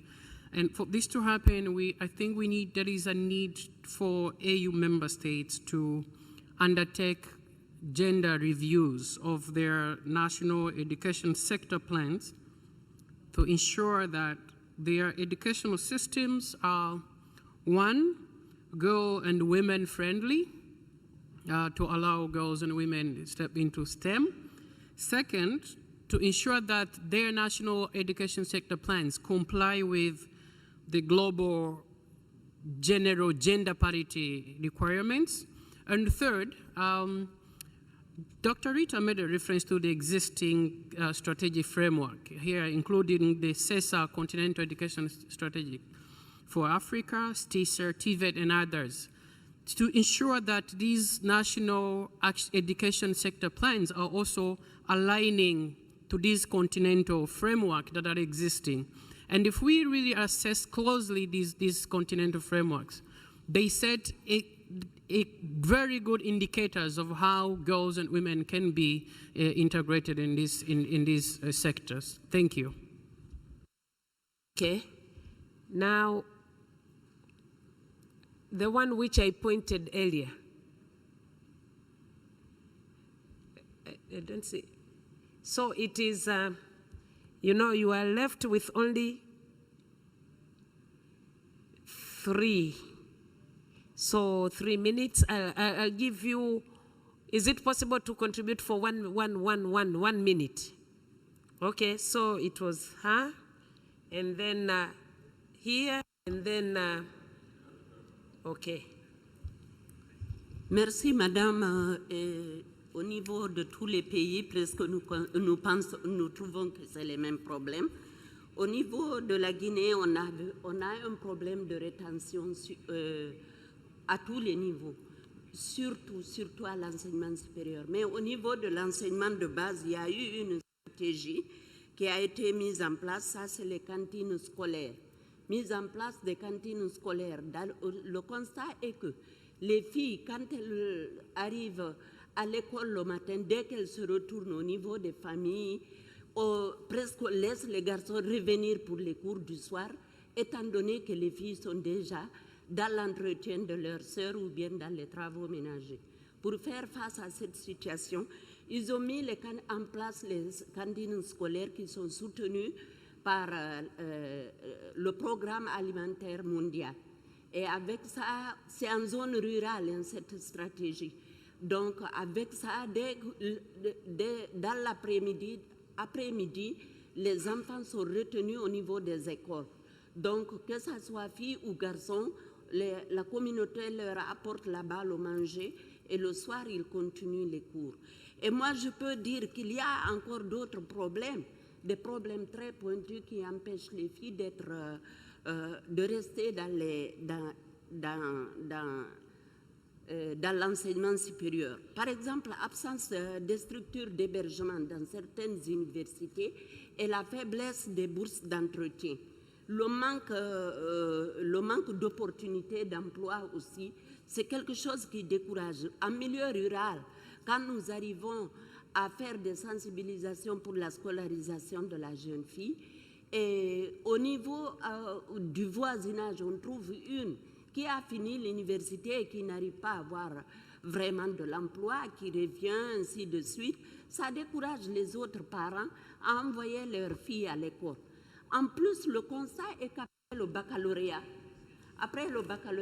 les échouantes là n'ont pas beaucoup d'opportunités pour s'orienter dans l'enseignement technique. Je vous remercie.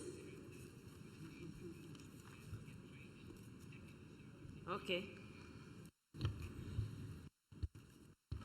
Yeah, thank you, Chair. I'll be very brief. I just wanted to add one thing. We are here talking about retention of girls and women in the educational system, but I think the foremost thing to do is how to attract them. By saying this, I want to refer to the creation of what I call science discovery centers. I mean science centers in general, whereby the kids are invited to discover science, to know that science, I mean, it's sometimes perceived as difficult, but really it's not. Let them discover, and then I think this is one of the ways on and above what has been said in this forum.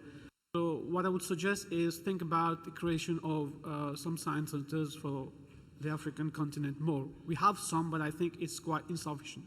Thank you. Right, I'm from the Ministry of Education in Mauritius.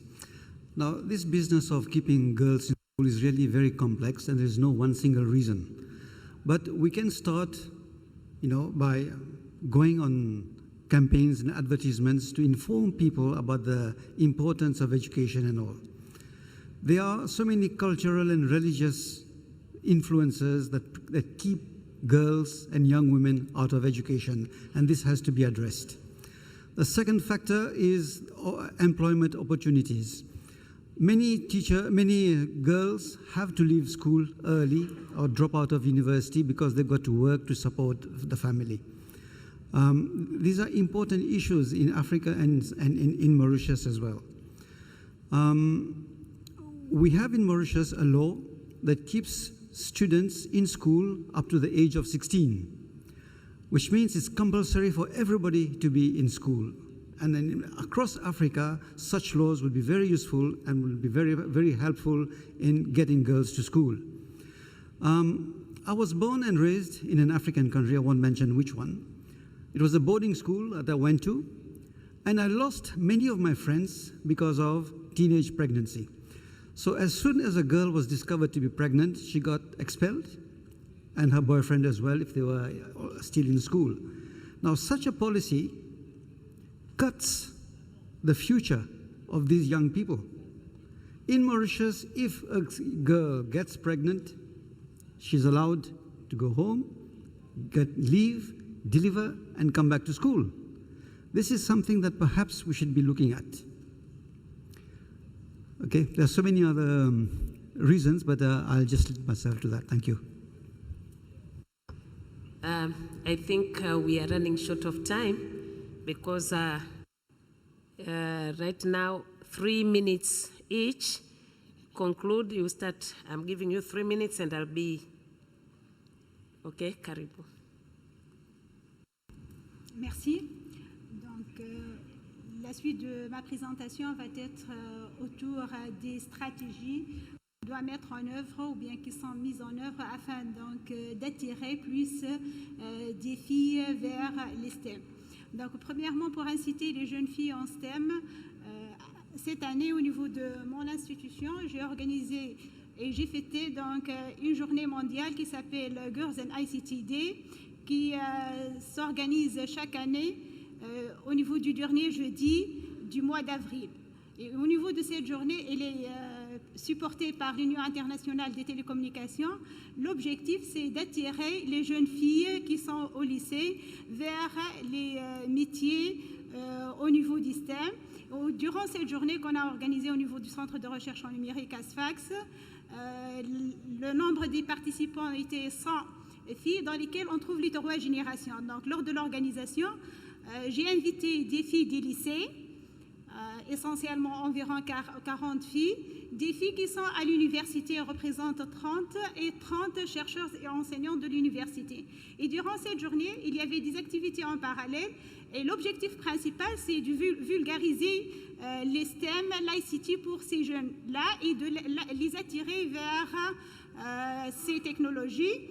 Et à cet égard, on a organisé donc, durant cette journée des hackathons sur comment développer les applications mobiles, comment développer des applications orientées à Internet des objets. Et ces jeunes ont été coachés par les étudiants. Donc, il y avait des groupes. Au niveau de chaque groupe, 6 jeunes filles avec 2 coachs qui sont de l'université. Et pour les enseignantes en parallèle, donc, il y avait des sessions sur le leadership. Comment inciter les femmes enseignantes et chercheurs de continuer au niveau de leur carrière afin d'avoir des positions de plus haut niveau. C'est la première chose. Donc, en deuxième chose, donc, il faut aussi inciter ces jeunes filles que les métiers d'avenir, il y aura une nouvelle panoplie de métiers qui vont apparaître dans les dizaines d'années qui vont venir. C'est plutôt orienté technologie. Donc, on va avoir l'e-santé et par la suite la technologie dans la médecine. Donc, il ne faut pas viser seulement la médecine classique, mais l'avenir va être avec la médecine... Je dois clôturer? Ok, donc c'est parmi les stratégies, donc il y en a plusieurs techniques, donc malheureusement, donc, je dois respecter les contraintes temporelles. On pourra discuter après, si quelqu'un il est intéressé. Merci. J'ai encore? For me, I think what I would suggest as strategy would be like a kind of repetition of what many of the participants have said, because to enhance girls' retention, you know, to have a multi-pronged approach. First of all, I think that the girls themselves have to be empowered. They have to know, understand, have the skills that are required so that they can really focus on what they want to achieve themselves. For that, UNESCO, for example, we have created a platform in schools that we call safe spaces, which it's an extracurricular platform, but where we have opportunity for girls to discuss all issues that prevent them from reaching their educational aspirations, be it, if they want to do science or any other issue, even relating to security and so on, we discuss during the safe spaces. Another issue is we have seen that girls in rural areas, they don't have the same opportunities like girls who are in urban areas. That is a fact. And in our countries, especially, for example, in Tanzania, the majority of those girls are in rural areas and the conditions are not really good. So I would advise that there are, strong investments to improve facilities at school, the science labs be created, and we should have like boarding schools, because as one of the participants has mentioned, there are a lot of issues of securities for girls when they go to boarding schools, because we need those girls for them to access higher learning. Another approach is that communities, they play a very important role. If we don't have them with us, we cannot reach anywhere, because they are the ones actually who decide most of the times of the destiny of some of the girls. I think, in short, that's what I would like to suggest. Thank you.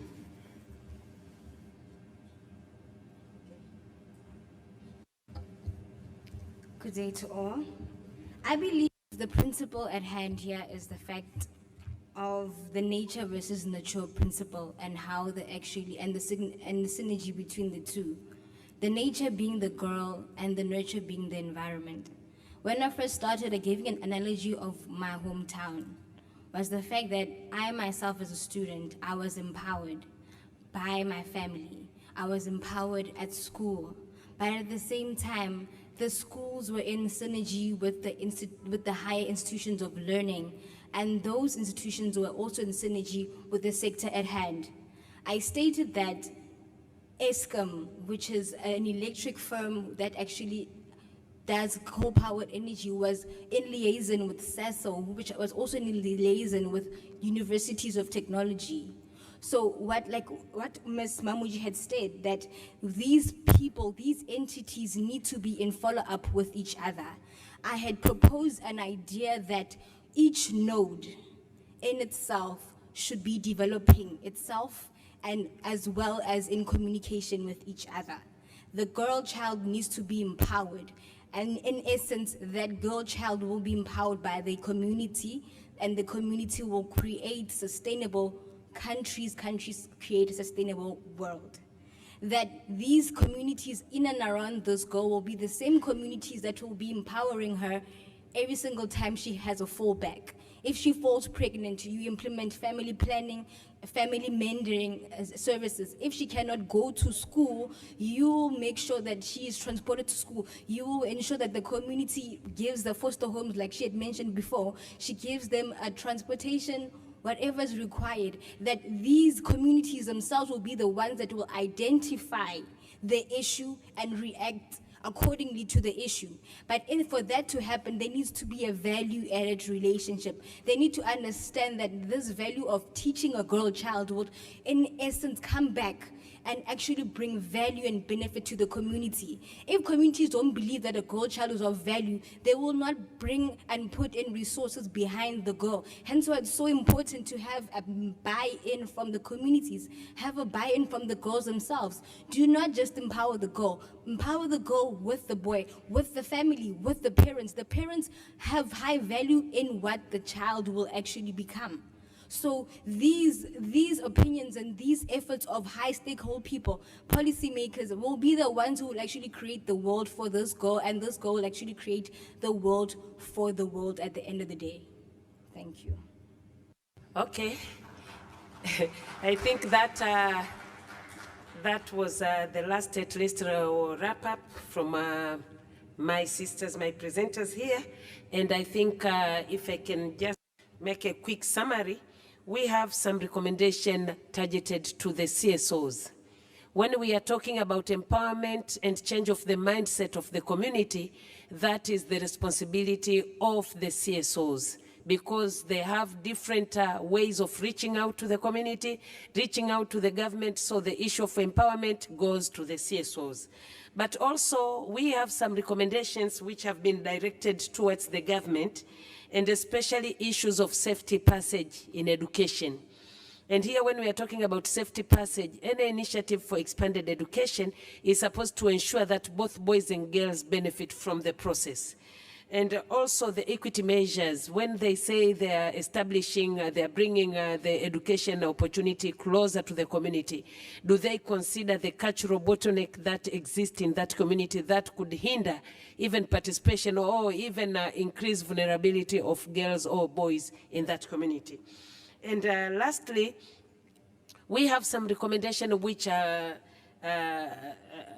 been proposed towards the African Union, which is about coordination of the initiative, of the proposed or of the agreed initiative. Because we have here, we have the framework, we have the action plan, but I think the way the implementation is monitored lacks some, some commitment. So it is proposed that the coordination of implementation and to ensure that the country compliant to what they've agreed upon needs to be beefed up to ensure that we succeed in whatever we are planning. Otherwise, at individual level, we all know that unless a person, that is a child, herself is empowered, it will be difficult. But the child really needs the support of the parents, and the parents need to be empowered, especially from the CSOs, and the CSOs need to be facilitated by the government. And the government, jointly as an African Union, I'm sure we will attain whatever we are intending to achieve. Thank you so much. And thank you for being with us this afternoon. I know the afternoon session normally are very difficult, but thank you. At least you have woken up after the health break. So thank you, and I ask you to give us 333 claps. You understand? No, don't. You understand? Make sure it is 333. My colleagues here, my team, let us stand up so that we receive those claps. So it will be, you write, number 333, okay?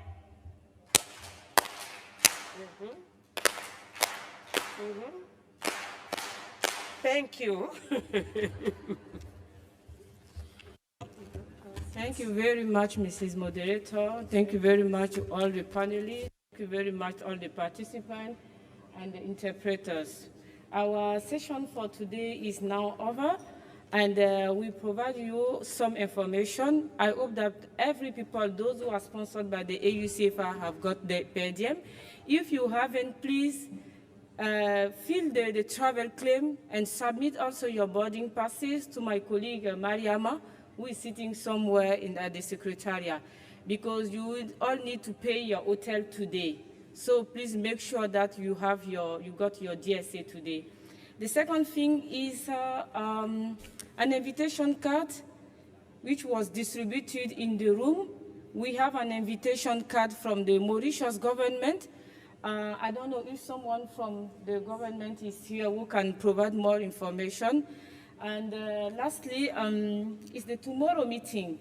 Tomorrow our session, I think, will start at 9 o'clock. So it will be very important that we start on time. It will be another very interesting session on STEM.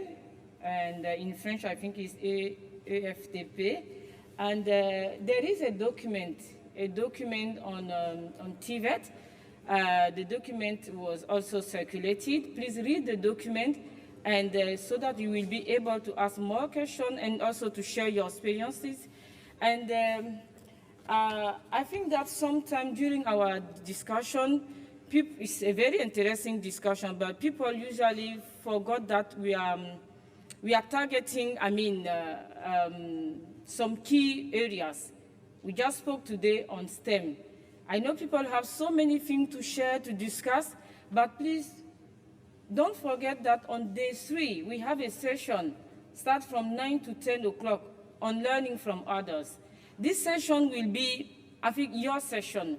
where you will have really the opportunity to share everything relating on girls' education, the challenging, the best practices, I mean, everything. So tomorrow, please really be focusing on TVET.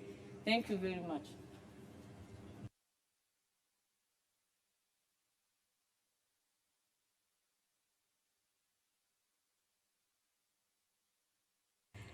Ladies and gentlemen, good afternoon. I just want to reiterate the invitation that you received this morning when you were registering.